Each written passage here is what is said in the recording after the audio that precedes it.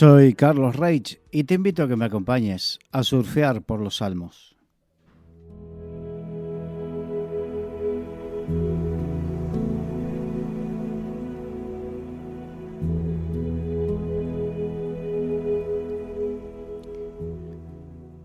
Vamos en esta hora, mejor dicho, a continuar con el estudio del Salmo 30, donde en el versículo 4 el rey David dice: Cantad a Jehová vosotros sus santos y celebrad la memoria de su santidad. Días pasados, hablando del Salmo, habíamos hablado cómo Dios llamaba a su pueblo a celebrar. Celebrar es festejar.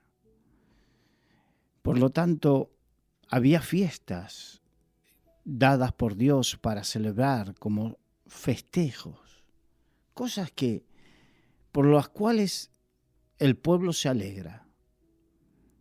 Hay varios motivos por los cuales el pueblo de Dios se alegra. Porque cuando dice vosotros sus santos, está hablando de aquellos que fueron llamados. La palabra santo significa aquel que fue llamado por Dios y para Dios. La Biblia dice: no me elegisteis vosotros a mí, sino que yo os elegí a vosotros. Por lo tanto, pertenecer al pueblo de Dios es una elección, primero, de parte de Dios. Y segundo, cuando nosotros aceptamos esa elección o llamado de parte de Dios a pertenecer a su pueblo. Y en la segunda parte es, primero, llamado por Dios y para Dios. Porque la santidad no significa solamente tener, y creo que lo he explicado anteriormente, no hacer esto, no mentir, no pecar, no robar, no esto, no. La santidad no es solamente una negatividad a hacer lo malo, sino es ofrecer nuestras vidas a Dios para servirle a Él y al prójimo. Es más, no hay verdadera santidad en aquel que no utiliza los dones y talentos que Dios le ha dado para servirle a Dios y servirle al prójimo. Sí, sé que es algo duro y muchas veces de entender, porque el concepto de santidad es que yo vivo mi vida, pero vivo una vida agradable a Dios en el sentido que no hago esto, no hago lo otro, cumplo con los mandamientos. No es suficiente. Es más, hay gente que quizás no es tan perfecta. Porque si comenzamos a ver, vemos la vida de Abraham, que mintió, engañó, vemos la vida de David, que fue adúltero, y vemos, y sin embargo fueron hombres santos por Dios y para Dios, porque más allá de algún desliz puntual, sus vidas eran vividas para Dios. Y la verdadera santidad implica vivir para Dios, para sus deseos, para sus propósitos. Y el pueblo de Dios fue llamado a celebrar la memoria de su santidad, de la santidad de Dios. Fuimos llamados precisamente a ser un pueblo que festeje la realidad de Dios, que es que Dios es puro, que Dios es bueno, que en Él no hay imperfección alguna, que en Él no hay dobleces, que en Él no hay, como dice en el libro de Santiago, no hay sombra de variación. Significa que hoy piensa una cosa y mañana piensa otra. No, Dios es el mismo ayer, hoy y por los siglos de los siglos. Por lo tanto, son cosas que debemos celebrar, porque esa santidad Y ese ser el mismo y sus características son aquellas cosas que nos brindan a nosotros seguridad. No hay nada peor que estar ligado a una persona que es voluble, que hoy piensa una cosa y mañana piensa otra y uno no sabe por dónde tirar, que es como estar viviendo en un campo minado. Sin embargo, Dios no es así. Dios no dice hoy una cosa y mañana otra. Dios dice lo mismo y piensa lo mismo. Por lo tanto, Dios dice, yo, Jehová, no cambio. No cambio mi corazón. No cambio mi percepción de las cosas. No cambio. Por lo tanto, la Biblia tampoco cambia, porque la Biblia es la palabra revelada de Dios. Y cuando uno quiere aprender y saber de Dios, lo hace a través de su palabra. Por lo tanto, aquellos que añoran, proclaman, desean, anhelan, dicen que la Biblia tendría que evolucionar o que la iglesia tendría que evolucionar. No, perdón, están equivocados. Dios dice, yo, Jehová, no cambio. Por lo tanto, su palabra es inmutable, no cambia.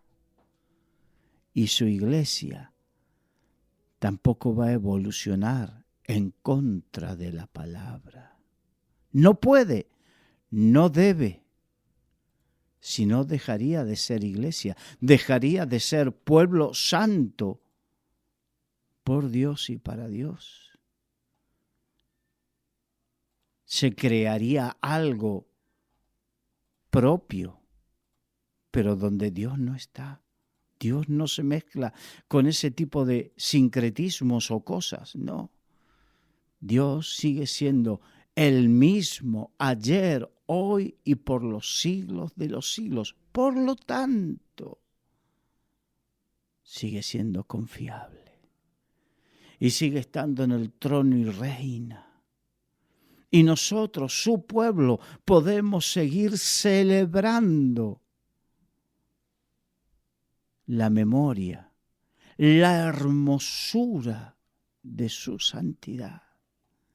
Y por eso cantamos. Hay gente que dice, ¿por qué cantan tanto? Si cantamos. En nuestras celebraciones, cuando celebramos culto, cuando nos reunimos en las congregaciones, es para celebrar culto al Señor, para celebrar la memoria de su santidad. Por eso cantamos.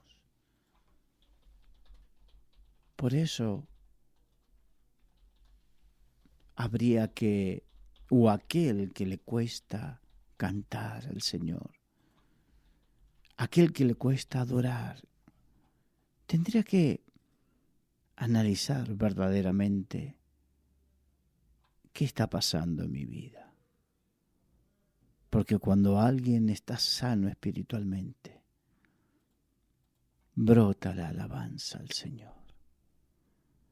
Cuando uno está sano en su relación con su esposa, por ejemplo, brota naturalmente palabras de cariño y de amor hacia ella.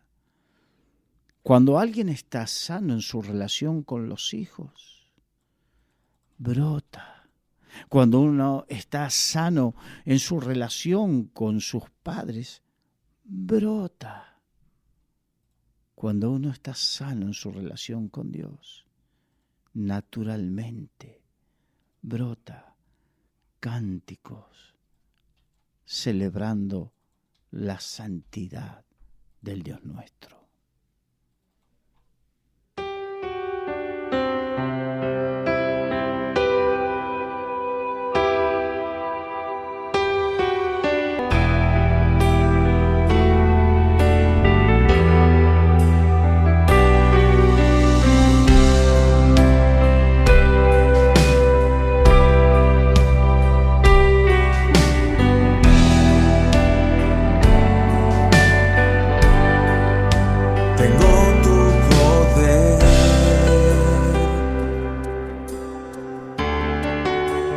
para vencer. Y en la tormenta siento tu presencia. Puedo confiar,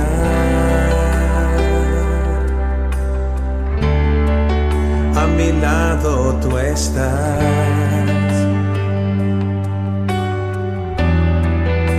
Me llenas con tu paz,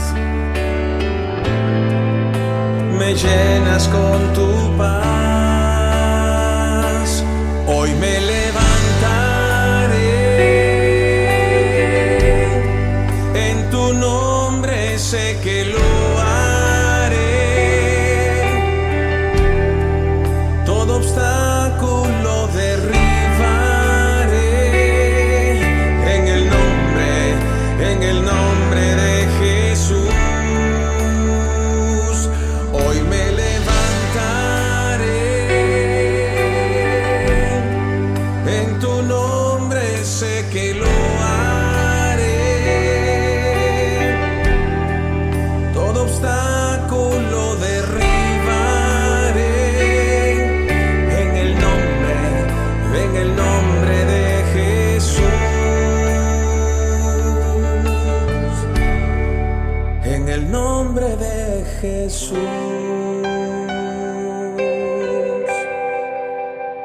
Tengo tu poder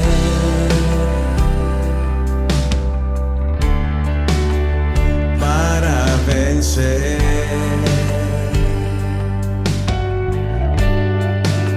Y en la tormenta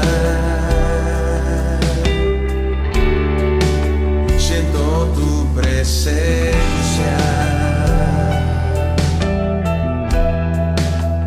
Puedo confiar,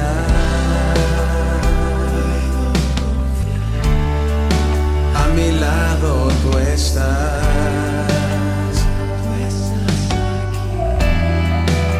Me llenas con tu paz, si me llenas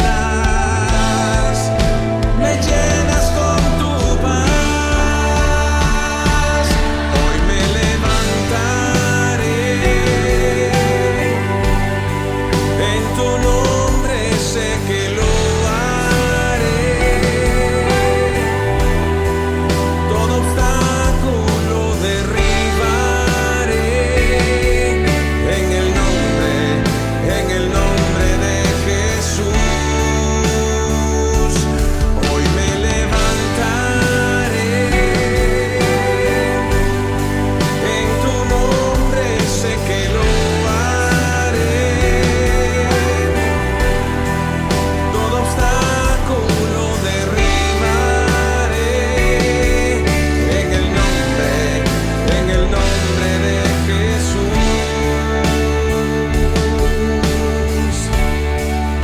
En el nombre de Jesús.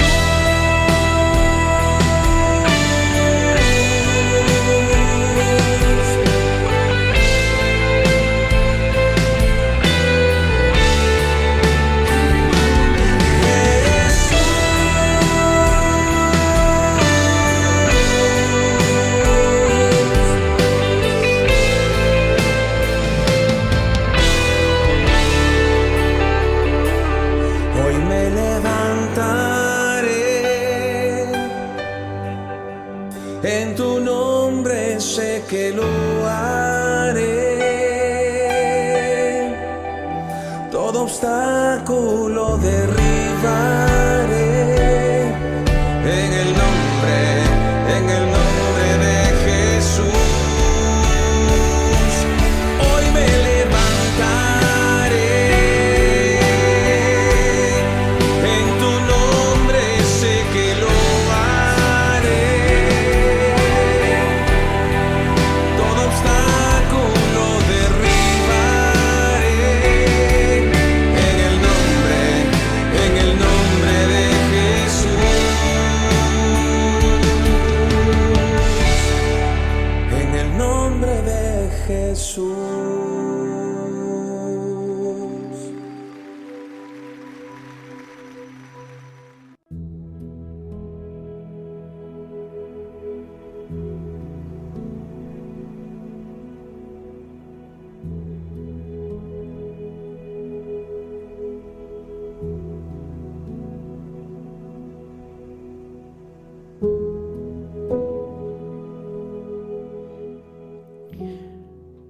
Y continuamos con el Salmo 30, ya en el versículo, el rey David, el motivo, nos da el motivo de su alabanza, explicando características de la santidad de Dios. Dice, porque en un momento será su ira, pero su favor dura toda la vida. Por la noche durará el lloro y a la mañana vendrá la alegría. Está contando David, recordemos que también tiene que ver con la experiencia de David en su vida con Dios, y que es una experiencia que tendríamos que vivirla todos. Por un momento será su ira. La ira de Dios es algo que hay muchos que no logran entender. Y por un momento, y aquí estamos, la ira de Dios habla de un final escatológico, pero también hay momentos de la ira de Dios sobre cada uno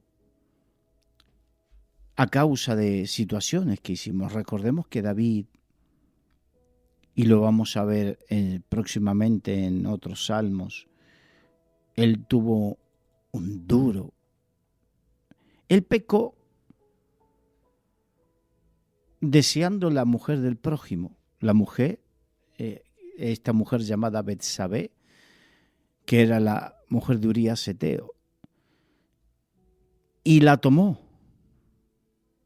O sea que pecó. Pero no solamente pecó, sino que urdió un plan